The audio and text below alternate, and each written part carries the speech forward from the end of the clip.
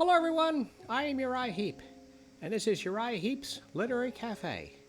Welcome to this episode of the Great American Novel Series, brought to you by The Author's Matrix. In this episode, we'll be listening to Chapter 5 of The Village Idiot by Dan Blanchfield. As you recall, in Chapter 4, our hero, Addison Way, had quite a row with his parents, and then Professor Underhill at the university too. Well, in Chapter 5, Jake Holzapel comes back into the picture. Only trouble can happen with this one.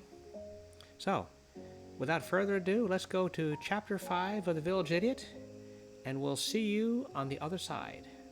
Chapter 5. The dread Addison felt as he approached the university had morphed into nausea. His face was ashen now, and he felt his legs giving way as he mounted the steps into the commons, where he hoped to secure breakfast, as he was now beside himself with hunger. He reached the top of the steps and went down the long hall to the cafeteria, where he found it full of classmates, all dining on mutton, which was the preferred meal offered that morning. Addison went to the back of the line, waited for what had seemed an eternity, and finally purchased his meal. Few tables were available, yet he found one small table in the back of the massive cafeteria where he believed he could eat silently. The silence and solitude lasted only moments as he saw Jake approaching his table with an ample grin stretched across his face. Without waiting for a formal invitation, Jake helped himself to the lone available chair and proceeded to plop himself right next to Addison, who barely noticed him. "Chum!" Jake bellowed as he took his rightful seat astride the woeful figure of Addison, who knew now not only would his morning meal be disrupted, but the angst he felt must be hidden from Jake, or he could expect an inquisition not unlike the one he had just avoided from his parents less than an hour ago.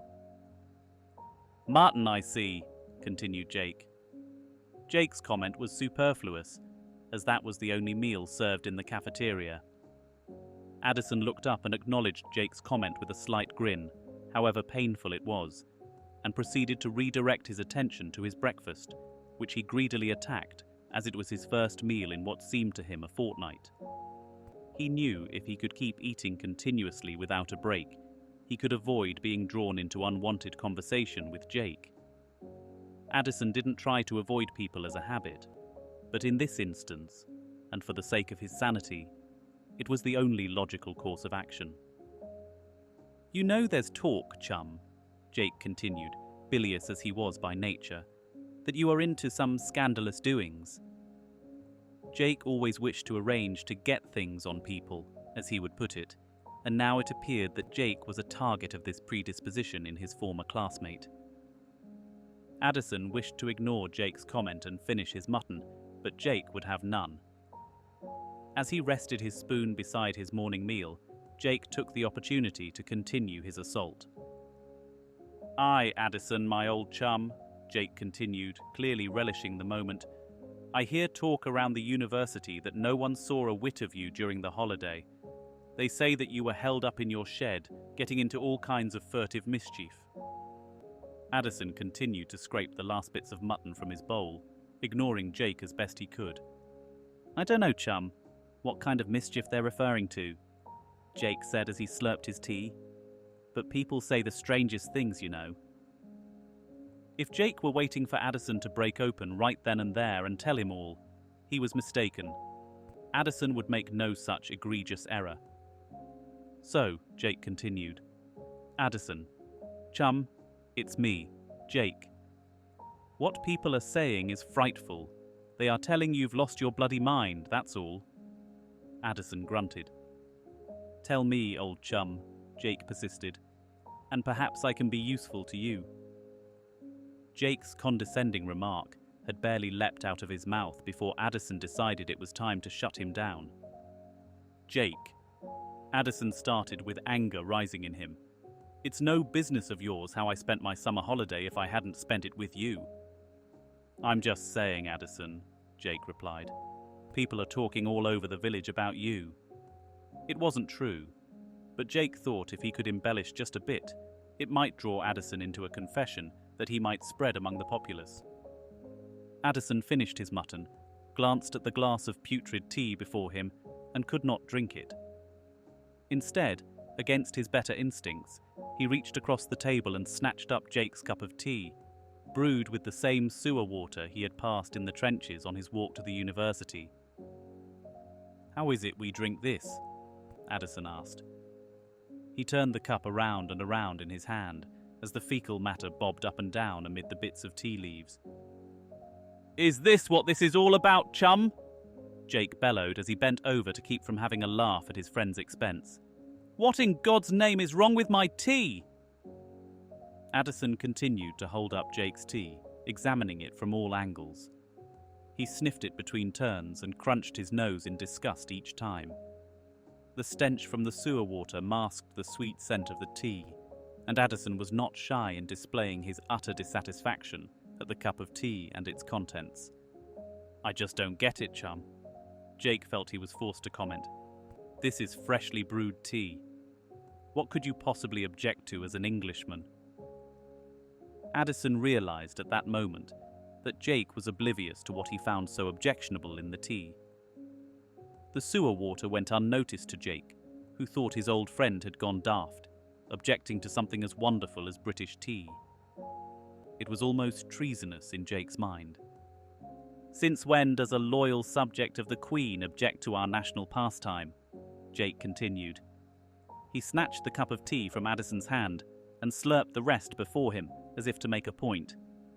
"You're daft, my friend," Jake said, publicizing his private thoughts. Addison wished to savor the taste of the tea, but the fetid waters used to brew it overwhelmed his senses, and as Jake polished off his tea, Addison let his own grow cold. Although Addison had prepared himself to be resolute, his patience had ended, and he did what he had determined not to do.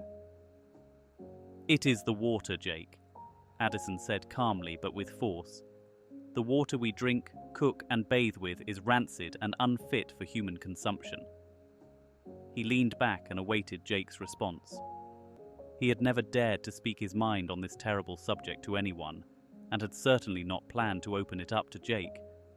But he had, and there was no taking it back now. Jake sat staring at Addison, more dumbfounded than usual, and said nothing for an interminable time. He glanced at his empty teacup from all angles as if examining it like some brilliant scientist, and placed it back on the table before him. He now had the most self-satisfied look on his face one could imagine a dolt could have, without actually having any reason for it. Jake proceeded to cough up some phlegm, as if he was now feigning illness for no other reason than to annoy Addison further before he spoke. He spat his discharge into his empty teacup in defiance of Addison's remark, and tossed the cup on the floor for the matrons to pick up later that morning. He cared not for the workers at the university. He saw them as somewhat individuals slavishly devoted to his comfort, so he felt no guilt as the teacup discharged from his empty hand shattered on the cafeteria floor. "You know, Addison," Jake finally remarked, "I had heard some talk amongst the students in my class. Not that I am one to gossip," he said with a devilish grin stretched across his face, "that you were into bizarre scientific studies all on your own. I defended you, of course, as my old chum." He had not defended Addison. "But now this, Addison?" Jake continued. "Is this the mysterious canard that has everyone frightened for you?" In point of fact, there was no everyone who was frightened for Addison. Jake had made that up as per custom. He enjoyed stirring the pot whenever the opportunity presented itself, and now it had, and he planned to take full advantage. Addison wished he could have taken back his last words to this dullard sitting across the table from him, but it was too late. His self-restraint, which had served him so well for so long, had failed him, and now he knew that Jake would be issuing a clarion call to everyone at the university to bring unwanted attention to him. He surmised that there were only a few moments to shut Jake down and quash this rumor before Jake spread it far and wide, thus jeopardizing his university career. "I'm just saying, Jake," Addison began cautiously, "that there is something unnatural about the water we all use for our daily needs." He paused. It's just a random comment. That's all. Addison diverted his eyes from Jake in an attempt to squash the conversation once and for all. Jake sat back smugly. No one in Jake's life had ever questioned the water every civilized person used daily. This talk was almost heresy to Jake. Why would anyone doubt the waters that have sustained humanity since the dawn of his existence? Wondered Jake. Now it is not like Jake was some existential philosopher or intellectual gadfly who questioned the nature of the world. Still, in this instance, he stopped momentarily to ponder the ludicrous nonsense from his old chum's mouth and was stunned. Jake was at a loss for words, which had never happened in the recorded history of his existence. He recovered quickly, remarked, "Chum, that is balmy," and said no more. Addison had never entered into a discussion with any living soul about this subject that he felt so passionately about. Now he sat across from one of the stupidest people he knew and was being drawn into a discussion with Jake Holzapel, and he saw no way out except for unparalleled rudeness, which went against his nature. "Yes, Jake," Addison said slowly, "the very water we drink, cook with, and bathe in." Jake interrupted him. "Chum, you can't be serious. With all the turmoil in the world and you, studying to be a great scientist, want to waste your intellect on such a half-witted subject as water?" Jake felt a massive sense of superiority welling up in him as he spoke. He had always prized the intellectual curiosity of his old chum from the earliest days of their friendship, but he was loath to admit it. Jake knew he was rather dull-witted, but took that as a character trait to be admired. He could reduce the most severe subjects to rubble and dismiss them out of hand. He relished a good conversation with a bloke who took himself too seriously, as he would always take the liberty to reduce him. And now, Addison was practically begging him to look down on him, and Jake felt this opportunity was too delicious to pass up. "Chum," Jake began, "a bloke like you is too brainy to mess around with this nonsense." Although it seemed like an off-handed compliment, it was not what Jake intended. He used brainy as a pejorative, not a compliment. However, an innocent bystander might think otherwise. Jake excused himself and announced that he would be treating himself to yet another cup of tea, and brushed by Addison on his way to the front of the cafeteria. "I'll be back in a jiff."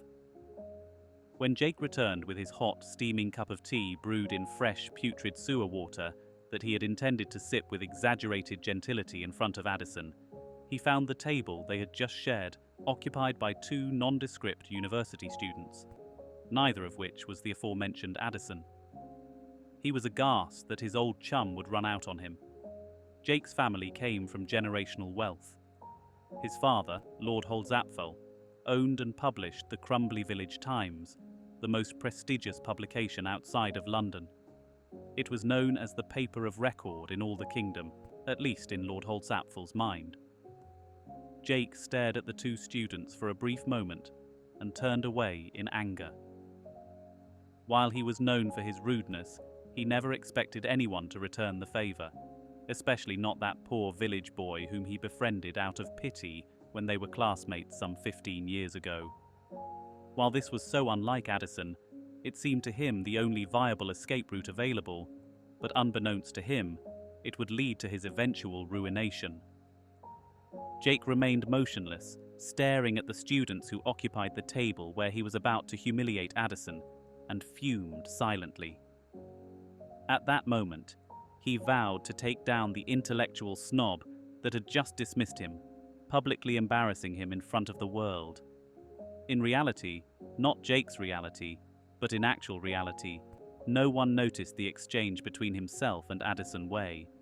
Jake's sense of self-importance was blown out of proportion, and the wounds he suffered at his chum's swift exit garnered the attention of no one in the cafeteria. But Jake thought otherwise, and vowed revenge.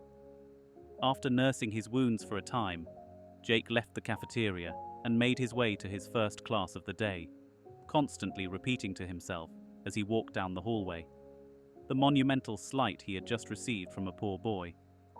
Fortunately, however, the hallway was sufficiently dim, that not a soul who passed him noticed the reddening of his face while he strutted to his class.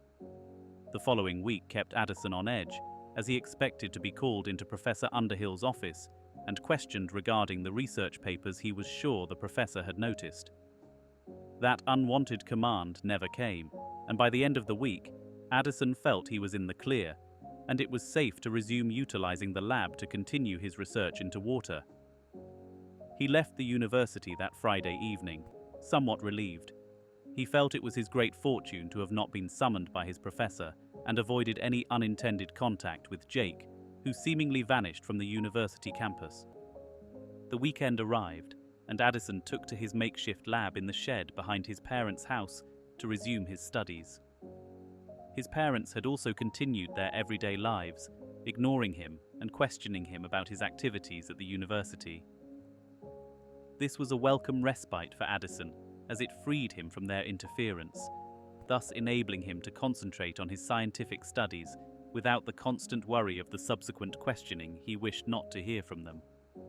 He spent his Saturday morning in the woods, collecting more samples of the animal's water for analysis. When he arrived home, it was nearly dark, and he decided to store his freshly acquired sample safely hidden away in his shed before joining his parents for their evening meal. The Ways passed a delightful meal with much discussion and merriment, which was somewhat unusual in their household. While Addison immensely enjoyed his parents' company that evening, he couldn't help but feel a sense of dread that remained unspoken during the evening. When the meal was vanquished and dishes cleaned, his father broached a subject that Addison had wished he hadn't. "Jake Holzapel stopped by for a visit, Addison, while you were gallivanting about in the woods this afternoon," Edmund stated matter-of-factly, as if there was no other purpose to his statement than idle chatter. Addison froze and stared down at his hands, neatly folded together, as he awaited his father's next remark, which would follow as night follows day. His father's typically gruff manner was surprisingly absent all evening. While Addison could not help but notice this personality change, he decided the meal his mother had prepared warmed Edmund's heart and softened him ever so slightly. He was wrong. His father has waited, crouching like a predator in the brush, for his opportunity to pounce on his prey, and the time had come. "Jake's a dear old friend. Aye, Addison," his father continued. "He has been a true blue bloke for you since you met in primary school. I remember the two of you lads scampering around the neighborhood, having adventures growing up." Addison cringed at what might come next. "A friend like Jake comes along once in a lifetime if you're lucky," his father continued his assault. Addison's face reddened considerably, and while no mirror was immediately available for confirmation, he could feel the heat welling up in his cheeks. He hoped the lamp nearby would not illuminate his face enough for his parents to notice. As his father spoke, his mother was silent. She busied herself with the remaining cleanup and pretended to be nonplussed about the conversation unfolding in the other room where Addison and his father had taken up residence in front of the fire. "You know, Jake's father, Lord Holzapel," his father continued, "has been in the news of late. I guess Jake's told you all about his rise in Parliament." Addison knew Lord Holzapel and thought little of him. He was much like Jake, only not as outwardly stupid as his son. He was a bombastic politician who had inherited his wealth from his ancestors' scurrilous involvement in the British slave trade hundreds of years ago. However, he had not thoroughly wiped the stain of it from their family tree. Addison's father envied the pedigree of Lord Holzapel and his family. He had grown up poor and found little success shedding that early upbringing. His family remained somewhat impoverished even today, despite having been gainfully employed all these years. He often spoke of the wealthy of Crumbly Village as if God somehow ordained them to reign supreme over the rest of the unwashed masses like himself.